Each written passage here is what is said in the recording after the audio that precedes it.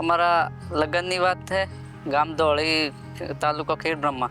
અમારે જે લગ્ન કરવા હોય ને તો અમારે સ્ટાર્ટિંગમાં દારૂ અને મોજથી શરૂઆત થાય છે. બોકરો અને દારૂ કરવો પડે પહેલાં. સામે જઈએ ને વેવાઈને ઘર તો પાછા એમાં દારૂ અને બોકરો જોઈએ પાછા. એમ કરીને ટોટલ ખર્ચો અમારા આખા લગ્નનો લગભગ 1 લાખ સુધી પહોંચી જાય છે.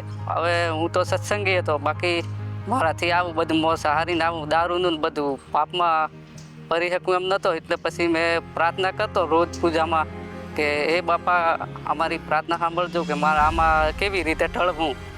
તે બાપાએ અમારી પ્રાર્થના હોપળી. થોડા દન થાન તો સમાચાર આવો કે સમૂહ લગ્ન નોંધાયા છે ને સમૂહ લગ્ન થવાના છે. એવી એમાં મારે પણ નોમ આવું.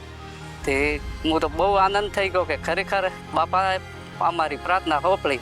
એ અમારી એટલી બધી ચિંતા કરી.